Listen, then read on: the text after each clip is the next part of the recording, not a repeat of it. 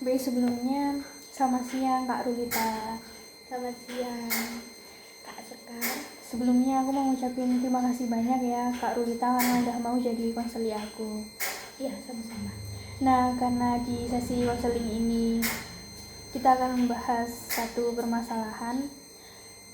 Menurut Kak Rulita, ada nggak ya permasalahan yang bikin kakak ke-trigger atau mungkin merasa cemas dan lain-lain kayak gitu? Kalau ada bisa diceritakan aja apa? Langsung. Jadi akhir-akhir bulan ini sih sebenarnya pertengahan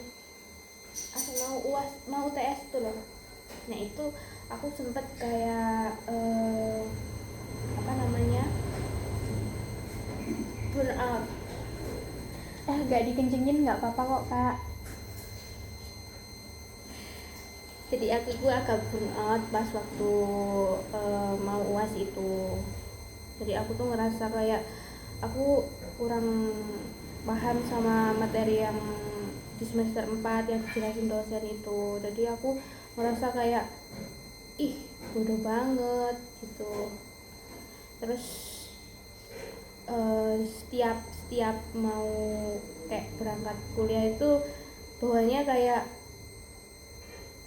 takut aja gitu loh, takut menerima materi, takut sama dosennya, takut juga kayak pasti gak bisa, pasti ini nanti bakalan kesulitan gitu loh.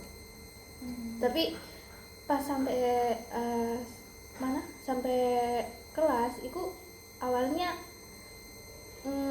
takut, tapi lama-lama kayak enjoy gitu. Tapi kayak pas nerima materi yang diberikan dosen itu langsung kayak kok gini, kok aku nggak paham, kok pembahasannya berat. Jadi aku ngerasa kayak ketinggalan banget sama teman-teman yang lain. Nah kan tiap pelajaran itu kan pasti ada interaksi antara dosen dan mahasiswa kan. Nah setiap aku mau jawab pertanyaan dari dosen itu entah kenapa diri ini kayak ayo jawab, tapi mulut tuh nggak bisa, dan pikiran tuh tiba-tiba ngeblank kayak padahal udah dipelajari kan dari materi-materi kemarin itu, tapi tetep aja kayak tiba-tiba ngeblank, hilang semua, nggak hafal materi, nggak inget yang materi yang diberikan dosen gitu. Padahal di situ udah tak tulis. Oke. Tapi tiap mau ngomong kadang juga kayak takut salah lebih tepatnya. Nah habis itu akhirnya temanku kan yang jawab, dan jawaban yang ada di otakku sama jawaban temanku itu kadang hampir sama, cuman bedanya aku nggak berani ngomong, aku takut salah kayak gitu. Sebelumnya di semester yang lalu itu pernah nggak kejadian kayak gini? Atau baru semester 4 ini aja? Kalau semester lalu pernah, tapi nggak setakut semester 4 ini. Oh gitu. Entahlah kenapa.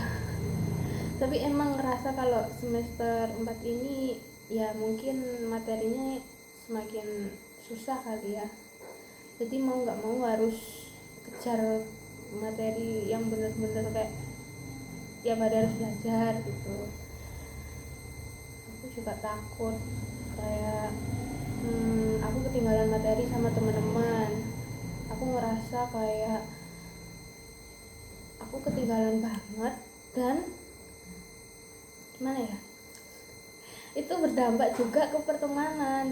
Jadi aku ngerasa kayak temanku kok bisa jawab ini, temanku bisa paham sama materi ini, sedangkan aku enggak, kok bisa gitu loh. Aku jadi nih ngerasa kayak minder, insecure sama pemikiran mereka. Terus jadi ada satu waktu itu kayak aku ngerasa ingin menjauh dari mereka, dari teman-temanku, kayak menarik diri dari pertemanan gitulah. Soalnya aku ngerasa nggak worth it buat berteman sama mereka, soalnya aku ngerasa kayak bodoh gitu dalam pertemanan itu, jadi aku takut membebani mereka gitu. Habis itu sebenarnya aku pernah bilang ke temen-temen kalau aku beban nggak buat kalian, maaf ya kalau aku kurang maksimal kalau misal presentasi atau ngerjain tugas kelompok gitu, aku udah minta maaf sering banget, dan mereka itu emang jawabnya kayak iya nggak apa-apa, terus aman aja nggak usah dipikir gitu.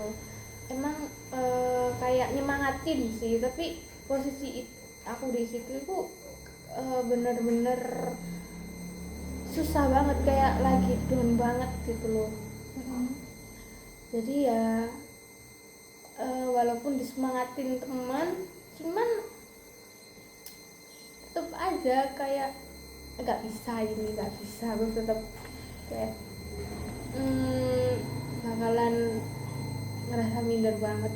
Terus aku pernah kayak rencana mau ngejauhin gitu mereka. Tapi kadang aku mikir kalau nggak sama mereka nanti aku kesepian, terus nanti kalau ada tugas kelompok itu gimana, nanti aku takut nggak ada temennya gitu loh. Tapi mereka juga oke sih, kayak nerima apa adanya gitu, cuman aku kalut sama pikiran aja. Itu aja. Sebelumnya pernah nggak ngadain kayak belajar bareng gitu, misalnya kan ini mau UAS ya, karena sering banget kerja kelompok atau gimana, pernah nggak kayak bahas materi biasa aja gitu tanpa membahas tugas kelompoknya Kak Rulita? Kalau belajar bareng pernah, tapi nggak sering gitu. Kita belajar barengnya kayak di kelas, kita bahas-bahas materi yang materi yang mau dipelajari sama materi-materi yang kemarin itu. Cuman ya itu, aku tuh ngerasa aku tuh dengerin mereka kayak ngobrol, jelasin, dan aku nangkep, cuman nangkepnya itu kayak setengah-setengah gitu. Jadi di situ tuh muncul kayak ih, aku bodoh banget ini gitu. Emang apa ya, emang semester ini tuh susah banget gitu. Terus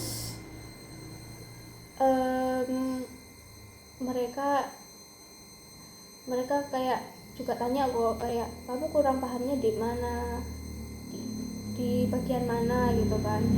Nah aku jawab bagian yang ini, tapi mereka ngejelasin sih, cuman ya aku tetap aja kadang nggak paham kalau nggak dijelasin berkali-kali. Tapi aku kan takut ngerepotin mereka juga gitu. Terus kadang aku juga capek sama mereka.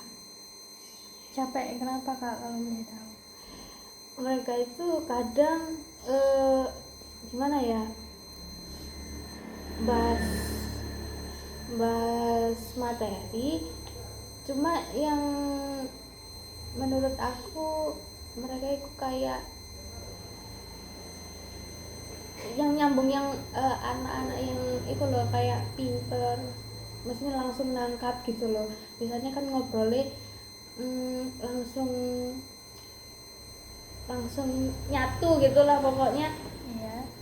Itulah, sedangkan aku kan kayak beda sendiri, nggak paham banget. Jadi mereka kayak anak ini kayak gitu loh, kayak mukanya mereka itu kayak ada Subtitlenya. Tapi mereka emang nggak pernah ngomong langsung ke Kak Ruita kayak gimana sih kamu nggak paham atau gimana gitu? Sejauh ini enggak sih, cuma mereka langsung bilang gini loh, materi ini gini. Tapi mereka ngejelasin kayak dengan sabar dan kayak lebih jelas gitu. Tapi ada satu anak aja kayak gitu ke aku, tapi aku syukur banget punya dia. Akhirnya Tapi ya tetap aja kayak ngerasa kurang, kayak ngerasa beban banget gitu. karena itu tadi kan studi grup ya, kayak kerja kelompok. Nah terus untuk metode belajarnya Kak Rulita ini gimana yang sebelumnya? Jujur aku jarang belajar ya, paling nggak cuma baca-baca buku, baca-baca materi, habis itu ya udah. Kalaupun kan materi yang diberikan dosen itu kadang aku kan pertama di kelas itu kan aku foto, kalau enggak enggak nyampe, maksudnya takut ketinggalan slide selanjutnya gitu. Aku biasanya foto, habis itu kalau ada waktu nih aku baru nyatet di buku catatan gitu. Tapi habis itu uh, langsung kayak udah capek gitu. Jadi jujur sampai sekarang, dari dulu sampai sekarang itu belum ketemu metode yang benar-benar works buat belajar aku gitu sih.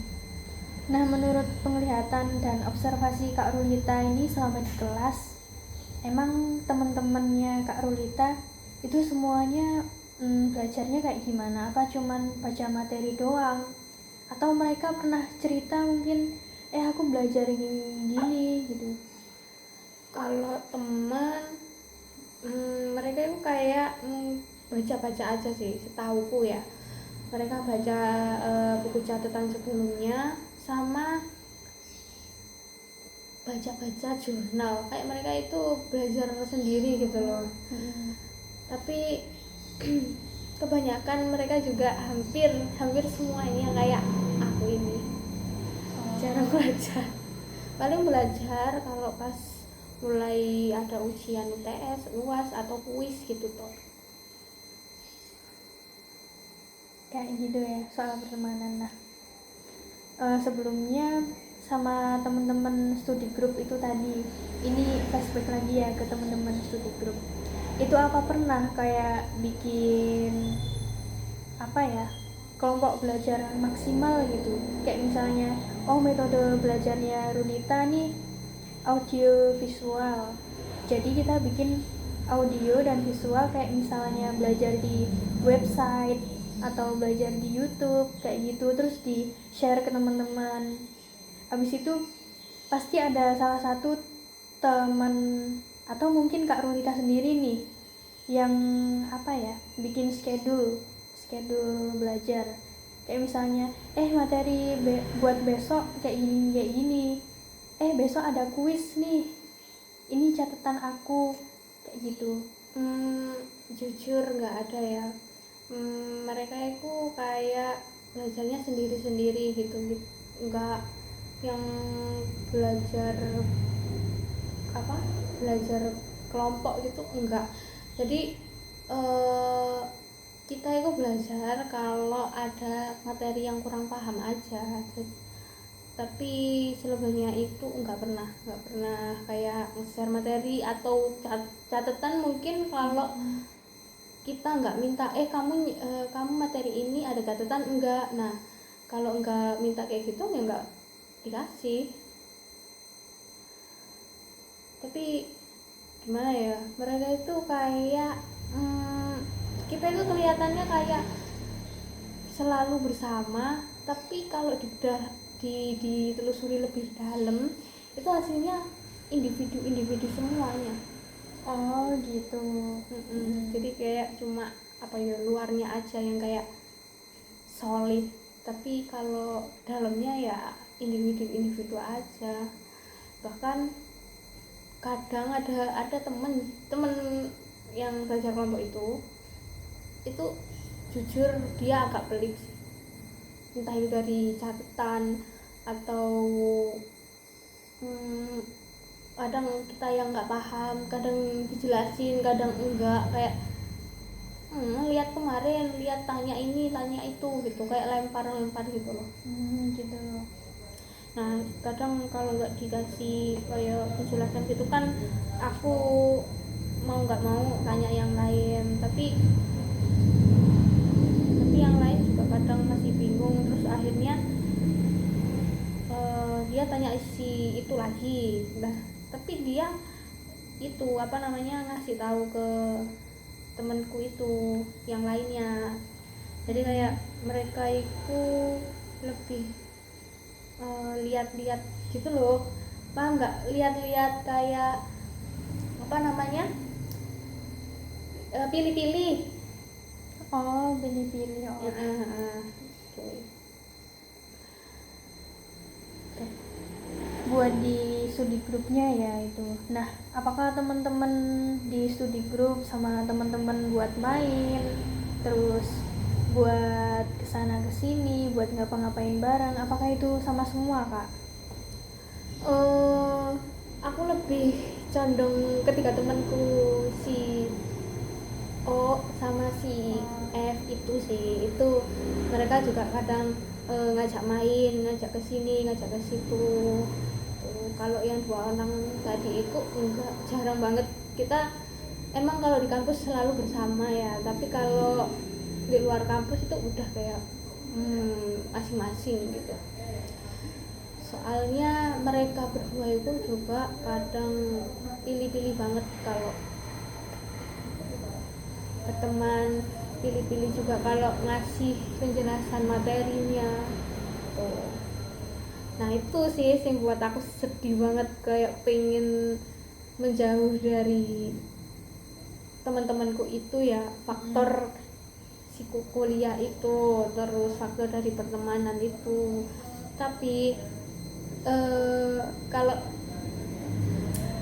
menjauh, maksudnya menarik diri dari pertemanan, nanti aku temenan sama siapa, takutku gitu. Aku kalau nggak ada temen tuh kayak ya aneh aja, walaupun bukan sing temen-temen sing bener-bener deket banget gitu. Dua orang yang pelit menjelaskan ini maksudnya bukan O dan V ya, itu tadi. Bukan, Yang lainnya lagi. yang lain lagi. Nah, selain dua teman kakak yang pelit ini, apakah Kak Rulita nyoba untuk buat buka peluang buat teman-teman yang lain? Misalnya Kak Rulita punya teman sekelas yang paham materi ini, nah Kak Rulita nyoba untuk buat nanyain ke teman kakak yang lainnya itu. Iya, aku kalau mereka ini nggak ngasih, misal masih kurang paham atau nggak tahu atau gimana, itu aku mesti tanya ke temen yang lainnya. Jadi kayak ini gimana, ini gimana, dan mereka juga ngejelasin kok. Cuman ya coba deh nanti tanya itu lagi, kayak ngelempar lagi gitu. Gitu. Sebenarnya mereka itu kayak oke, fine aja sih aku berteman sama mereka. Cuman mungkin kurang deket banget gitu ya, jadi kayak kesannya aneh gitu. Tapi it's okay deh, mereka baik kok. Mereka juga ngasih apa namanya, ngasih penjelasan dengan baik juga tuh. Tapi aku kadang gimana ya, ada banget yang kayak pelit atau gimana gitu kalau ngasih materi, penjelasan materi. Kadang ada yang dikip sendiri, nggak di sharing ke teman-teman, itu juga ada. Itu sih yang buat aku bener-bener sedih di saat lagi pikiran lagi nggak enak banget sama studi pembelajaran materi itu. Jadi mau nggak mau ya dipendam sendiri unek-unek ini. Nah, ngomongin soal unek-unek, pernah nggak Kak Rulita ngomong unek-uneknya gitu ke teman kakak yang pelit gitu, pelit materi? Pernah, tapi kedua temanku yang deket itu tadi, si O dan si B itu. Oh, nggak langsung ke yang bersangkutan ya berarti? Iya, enggak. Dan mereka emang menyadari kok kalau si ini si itu emang pelit gitu. Tapi ya namanya juga berteman ya, mau nggak mau kita harus apa berteman dengan baik lah kalau bahasanya gitu.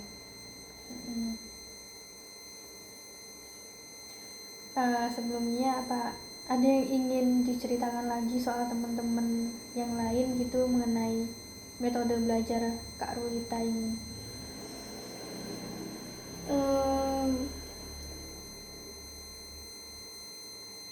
Nggak ada sih, cuma aku mau cerita temanku yang di belajar kelompok ini, boleh nggak?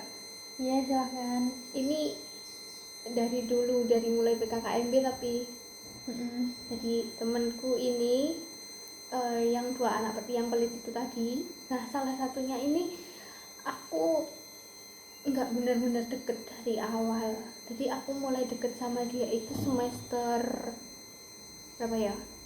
Semester 4 ini sih. Soalnya dari dulu dia itu kayak ya kayak lihat aku itu kayak sorry nih jijik ngono loh, paham kan? Jijik dalam artian kayak sorry aku mungkin kurang pintar, mungkin kurang bisa bersosialisasi dengan baik, terus kurang maksudnya dia lihat aku itu kayak kurang apa ya, kurang baik dalam hal public speaking. Nah, dia itu nggak mau kayak berteman sama aku. Tiap aku ngajak ngobrol, dia selalu kayak cuek, terus kayak nggak peduli, terus ya pokoknya aku di situ bener-bener kayak sendiri walaupun ada dia dan teman lainnya tuh. Nah, singkat cerita, dia itu ikut inbound boleh disebutnya? Boleh. Inbound UB. Terus dia di situ kayak dia itu pas di UB kayak mulai agak terbuka, mungkin agak mau berteman gitu loh intinya, agak mau berteman di aku. Terus dia mulai cerita, tapi ceritanya jujur flexing ya, karena kan di UB. Nah, habis itu balik dari UB, akhirnya dia deket sama si kita itu. Nah, sebenarnya dua anak yang pelit ini itu juga ikut inbound. Terus pas datang semester ini, dia ikut gabung ke tiga ini, ke tiga temanku sama Free sama aku gitu. Nah, sebenarnya dari situ aku udah kayak kurang seret, terus aku ngerasa kayak si dua temanku ini jadi fokusnya di mereka itu ya, emang mereka emang pintar ya. Jadi nah itu loh faktor aku down banget di semester 4 ini, soalnya jujur aku minder sama mereka dari apa namanya, dari cara pemikirannya sama public speakingnya itu lumayan oke. Nah, kan mereka berteman sama kita ini. Nah, itu akhirnya itu sih kayak penyebab utama aku pengen menarik diri, karena emang dari awal aku kan kurang sreg sama dia, aku juga agak sakit hati sama dia. Terus apa namanya, tiba-tiba dianya ikut sama kita gitu loh. Dan tapi dua temanku itu sih oke-oke aja, mereka itu berteman dengan siapapun, cuma pas di kampus itu emang lebih deket ke aku gitu loh. Terus pas itu kan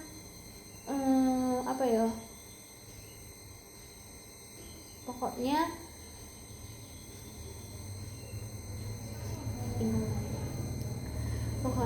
dia itu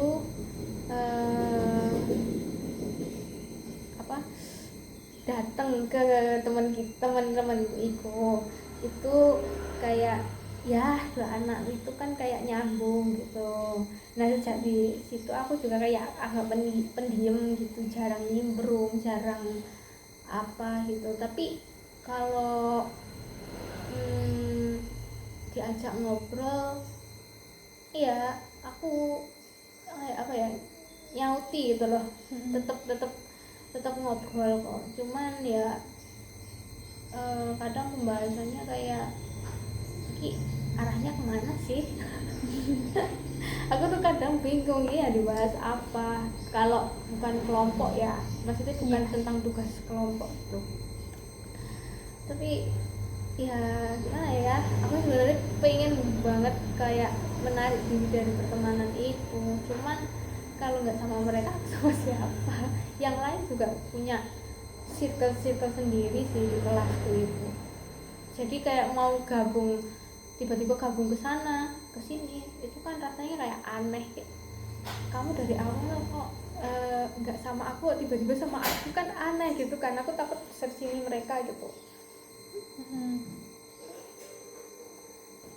Nah, sebelum kedatangan dua anak yang inbound ini, Kak Rulita pernah nggak sih ada sesi kayak TikTok gitu sama CO dan V? Kayak misalnya, nanti kalau kita buka circle baru, kayak misalnya kayak gitu, buka pertemanan baru, ngebiarin orang-orang baru masuk, kita gimana gitu? Pernah nggak kayak gitu? Jujur si U sama si V ini mereka itu terbuka, cuman kalau ada orang baru mungkin yang enggak frekuensi atau kurang apa gitu, mereka kayak ya kelihatannya dari dari tampang luarnya itu kayak ya oke aja, tapi pas di sisi lainnya kayak mereka kurang seret, kurang punya unek-unek sendiri gitu. Dan si O sama si V ini juga punya unek-unek juga sama si dua anak itu tadi gitu. Jadi mereka emang sebelumnya sama salah satu anak ini ada problem gitu. Cuma aku kurang tahu ya masalahnya kayak gimana itu. Terus tapi mereka tetap kayak profesional dalam berteman ya. Jadi ya deh oke aja, mereka kayak menerima dia lagi gitu. Cuman aku lihatnya itu mereka kayak ada jarak walaupun tetap bersama. Wah gitu. Dan apakah dua teman Kak Rulita ini pernah kayak nyinggung, misalnya negur langsung dua anak itu gitu? Kalau misal kan si O sama si V ini kan punya unek-unek gitu, apakah pernah disampaikan sama kedua anak itu? Nyampaikan ke aku, Menyampaikan ke dua anak yang tadi. kalau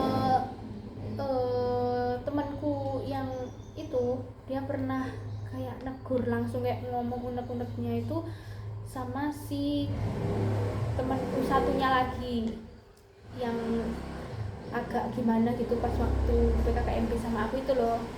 Nah itu yang mereka ngeluarin unek-uneknya itu. Dia tapi bukan secara langsung sih ya, kayak lewat WA atau chat gitu loh. Jadi mereka itu kayak ngetik panjang gimana gitu, baru deh. Jadi di sebelum kayak gimana ya, pokok intinya mereka itu negur lewat chat gitu, chat WA. Tapi aku kurang tahu masalahnya gimana. Aku juga nggak maksa mereka buat cerita ya walaupun kita deket gitu. Yang penting kan aku mau mereka itu kayak cerita sendiri gitu. Jadi aku nggak mau kayak maksa ceritain ini ayo nang cerita ini, nggak mau. Kalau nggak sendirinya itu kayak apa ya, aku tergolong juga masih apa baru di mereka dua, si U sama si V ini kan dari awal udah deket, terus barulah masuk ke baru aku kayak join ke mereka gitu loh. Jadi ya aku menghargai mereka lah sebagai orang newbie.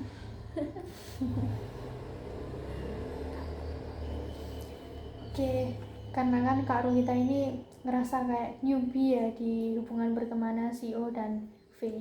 Kira-kira Kak Rulita pernah dapat itu nggak, teguran atau keluaran unek-unek dari mereka? Sejauh ini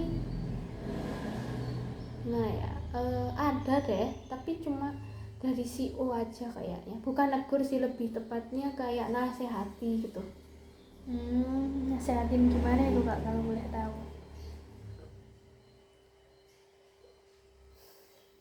Jadi dulu itu kan aku orangnya kan kayak apa ya, people pleaser ya kan namanya. Iya.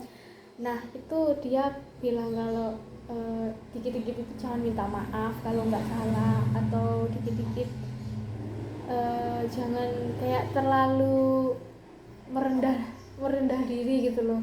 Tapi merendah diriku tuh yang kayak rendah banget gitu, jadi kayak ditegur, kamu jangan gini atau jangan gitu, nanti bakalan diinjek-injek sama orang gitu kan. Dan aku juga ngerasa iya juga sih apa yang diomongin si dia itu. Jadi aku bilang kayak, oh aku orangnya kayak gitu ya, aku ngomong gitu kan. Terus ternyata dia bilang iya, tapi lebih parah banget sih, kayak pokok dia itu aku tuh katanya kayak orang batas normalnya orang rendah diri gitulah. Oke. Tuh itu aja sih. Itu aja ya Kak. Dari sini apa ada ini diceritakan lagi di sesi pertama ini? Nggak ada. Kalau nggak ada, untuk minggu depannya lagi kita akan lanjut sesi keduanya ya Kak. Oke. Terima kasih ya Kak Rulita. Sama-sama Kakak Ska. Sampai ketemu minggu depan. Sampai minggu depan, dadah.